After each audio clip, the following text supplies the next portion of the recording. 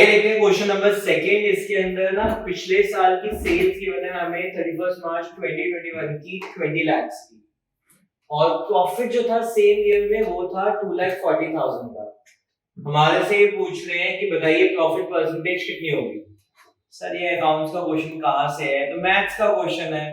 अगर 20 लाख की सेल्स हो रही है और इस पे हम 2,40,000 का प्रॉफिट कमा रहे हैं, तो कितना हुआ प्रॉफिट परसेंटेज?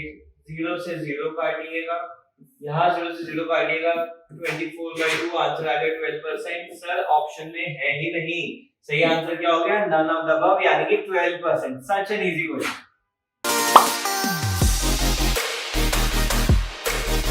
ये है वो मेन क्वेश्चन जिसके लिए मैं आपका प्रॉपर बेस बना रहा था, और ये पक्का आपके एग्जाम्स में आने ही आना है। बहुत ध्यान से समझना है इसको। इसमें कह रहे हैं निर्मला,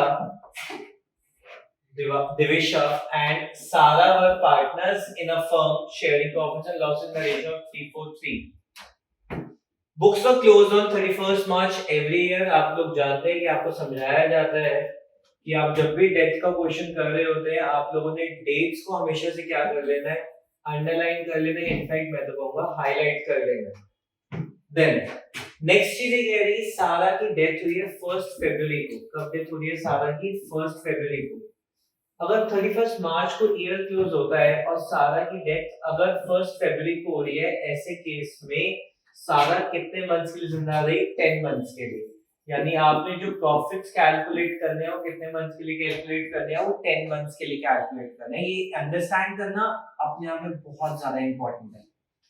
फिर as per the partnership deed के अकॉर्डिंगली सारा के एग्जीक्यूटिव्स को प्रॉफिट दिया जाएगा till the date of death. यानी उसको जो प्रॉफिट मिलेगा वो कितने मंथ्स का मिलेगा? 10 मंथ्स का मिलेगा, on the basis of sales turnover.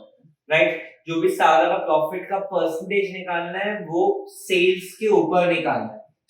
ऐसे में sales for the previous year, पिछले साल में सेल्स थी हमारी 10 लाख की, और प्रॉफिट पिछले साल का कितना था? 1,20,000। ऐसे में अगर हमारी सेल्स 10 लाख की है और प्रॉफिट 1,20,000 का है, तो प्रॉफिट परसेंटेज कितने की आ जाएगी? 10 लाख की सेल्स है और प्रॉफिट है 1,20,000 का। इसका मतलब क्या हुआ? हमारा लास्ट ईयर का प्रॉफिट परसेंटेज कितना था? 12% था। राइट, देन अभी कह रहे हैं सेल्स जो है ना हमारा पॉजिटिव ट्रेंड दिखा रहा है 20% का। हमारी सेल्स 20% से बढ़ गई। यानी अगर पिछले साल हमारी सेल्स 10 लाख की थी, लास्ट ईयर कितने की थी? 10 लाख की थी, और 20% से बढ़ गई, यानी 2 लाख से बढ़ गई। ऐसे में हमारी न्यू सेल्स इस ईयर में, जिस ईयर में सारा की डेथ हुई, वो कितने की हो जाएगी? 12 लाख की हो जाएगी। देन इनफैक्ट अनलकीली ढंग से काम नहीं किया इन्होंने, हमारी प्रॉफिट परसेंटेज 2% से रिड्यूस हो गई। प्रॉफिट परसेंटेज अगर 2% से रिड्यूस हो गई, यानी न्यू प्रॉफिट परसेंटेज कितनी आ गई हमारी? लास्ट ईयर थी 12%, 2% से कम हो गई, यानी कि नई प्रॉफिट परसेंटेज कितनी आ गई? 10%। यानी इनफैक्ट इस न्यू ईयर में, यानी ईयर ऑफ डेथ में, हमारा न्यू प्रॉफिट कितना आने वाला था फॉर द ईयर? पूरे साल का कितना आने वाला था हमारा प्रॉफिट? नई सेल है 12 लाख, उसका प्रॉफिट परसेंटेज है 10%, यानी कि 12 लाख का 10% हमारा प्रॉफिट परसेंटेज कितना आने वाला था? 1,20,000 आने वाला था। परफेक्ट। बट ये जो प्रॉफिट है आपने ध्यान देना है, ये फॉर द ईयर। क्या सारा पूरे साल के लिए जिंदा रही?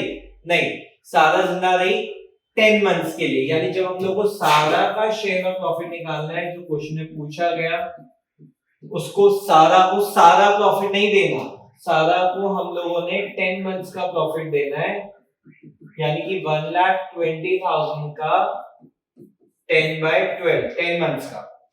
क्या क्वेश्चन खत्म हो गया? नहीं, एक गलती को आपने बचाना है। क्या बचाना है? ये जो प्रॉफिट है ये पूरी फर्म का प्रॉफिट है। क्या आप सारा को पूरी फर्म का प्रॉफिट दे दोगे?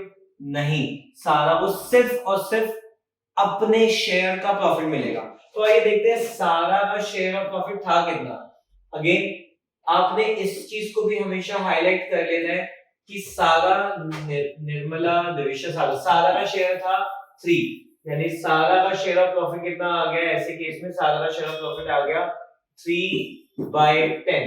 तो जब आप सारा का शेयर ऑफ प्रॉफिट निकाल रहे होंगे इसको मल्टीप्लाई किससे कर देंगे 3/10 से, यह आ गया 1 लाख, नहीं sorry 10,000 into 10 1 lakh, 1 lakh into 10 ये कितना आ गया into 3 30,000, यानी कि हमारा आंसर इस केस में कितना आ जाएगा 30,000 आ जाएगा, यानी correct option is option number A. I hope आपको ये वीडियो ये क्वेश्चन बहुत अच्छे से समझ आया होगा। Thank you so much.